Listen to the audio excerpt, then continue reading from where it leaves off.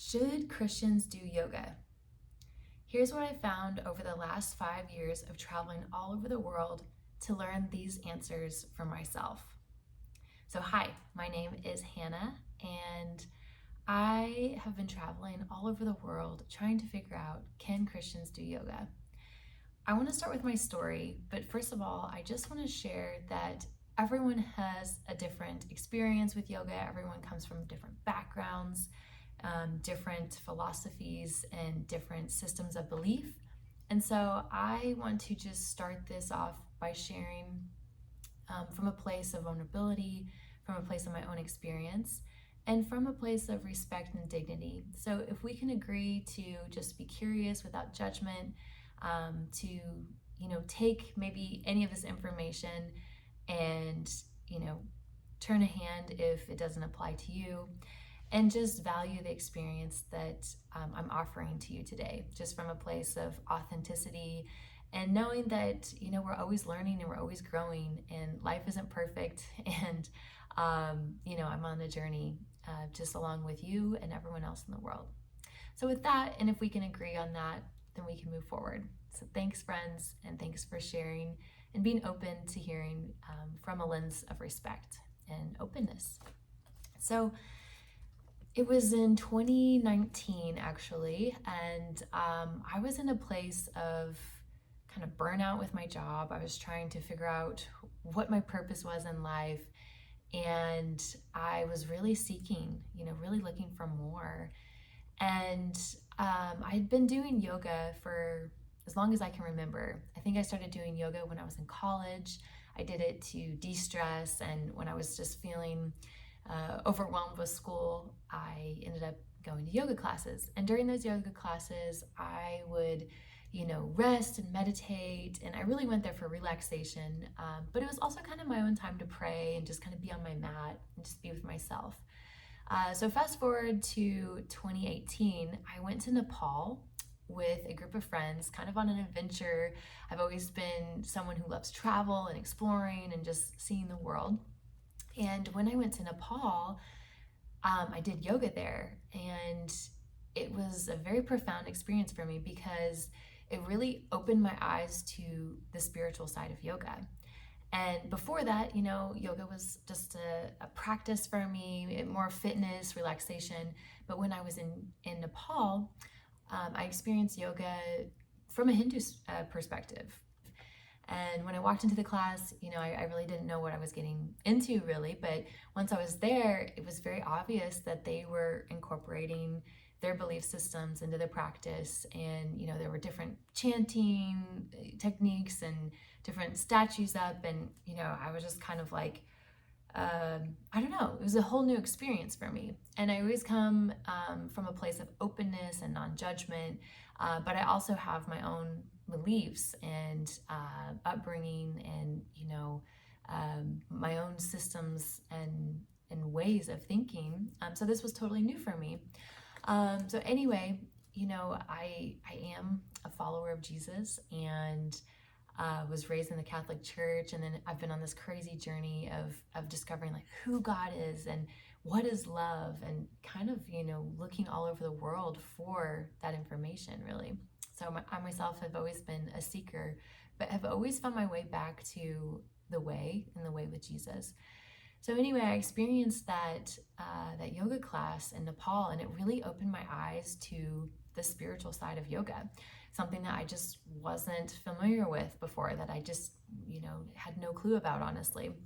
So that sent me on this like crazy path of discovery, where I actually took a step back from yoga for about a year while I did research, and while I just kind of discerned whether or not it aligned with my own faith in Jesus, honestly.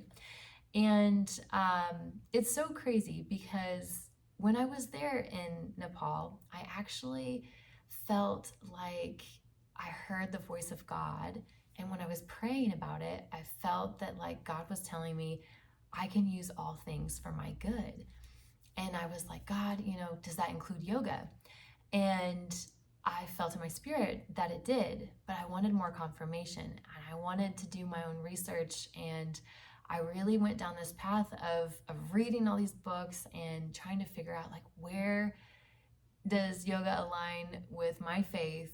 Does it or does it not? And should I even do it as a Christian? And so, in that path of discovery and in that path of exploration, I actually stumbled upon a website called New Day Yoga.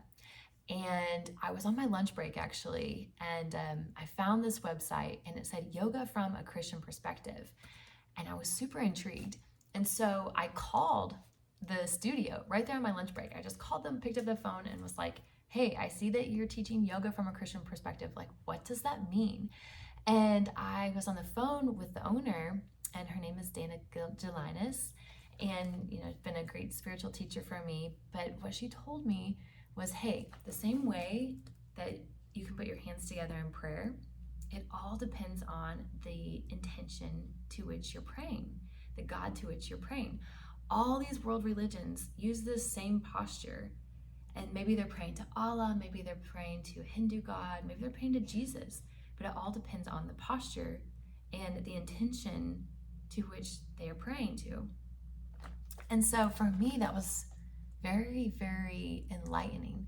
And so she ends up going on to tell me that she's hosting a yoga retreat, like in 3 weeks from then, at a monastery in Alabama. And she invited me to come. And I was in a place of just being so open and just being so open to exploring. So I said yes. And I ended up taking off work. I went on this like crazy journey to get there. And I just wanted to see, like, how does this feel in my spirit? Like, what does this actually feel like? And I was super skeptical. Like, can Christians do yoga? Is this really for me? So I show up to this yoga retreat, and we went into the yoga practice that day, and she was reading from Proverbs, and I remember just lying on my back there and just feeling the presence of God. And then later in that weekend, I actually had this beautiful, beautiful, profound vision where I was on my back in the final resting pose of the class. And I had this vision that Jesus was there and he was opening my heart. And he took out the heart of stone that was in my heart and gave me this flower that he rooted into my heart that began to grow. And that for me was a huge turning point in my faith. I actually went on to become a yoga teacher through that training through New Day Yoga and yoga from a Christian perspective. But it also is Yoga Alliance certified too. So we went through all of the philosophies of yoga and the roots of yoga and the spiritual practices of yoga. And what I learned from that training, and it was 9 months, by the way, I was flying back and forth to Atlanta every month, every weekend to go to this in-person training because I was so hungry to know, but not just to know about yoga. I really wanted to know more of Jesus. I wanted to know more of God because that experience that I had on my mat was so life-changing and profound. And I had read the Bible and I'd gone to church before and youth groups and all these things, but I'd never embodied my faith in that way. I'd never had a vision from God that was so clear. So it really made me hungry to learn more and to dive deeper. And so I did. I went to 9 months of yoga training in Atlanta. I got my yoga teacher certification. And I really I didn't even plan to teach, honestly. I just wanted to learn more. But through that whole experience, I went through like a ton of personal and self-development and really found more of my purpose and my calling. I ended up quitting my corporate job of 10 years to go into the missions field, actually, to do a program called the World Race, which is an 11-month program where you go to 11 different countries around the world. You come alongside beautiful, established humanitarian projects and missions that are Christ-centered, and you help them. And it's a cultural immersion, and it's really a deep dive of your own faith. Like as you travel the world, you learn and you dive more into what you really believe as you're exposed to all these different cultures. And so one of my things that I wanted to do, like after I quit my job and to do the World Race, was to learn more about different cultural perspectives of yoga and and how it relates to their faith and what they believe and the practice. And all while learning these things, I did it through a lens of asking myself, how can this help me grow my faith in who I believe in, who is Jesus? And I learned so much. And yoga, truly at the heart of it, it means union. It means union to the divine. It means union of your body, mind, and spirit, and yoking yourself to that divine spirit. And in my heart, that's Jesus.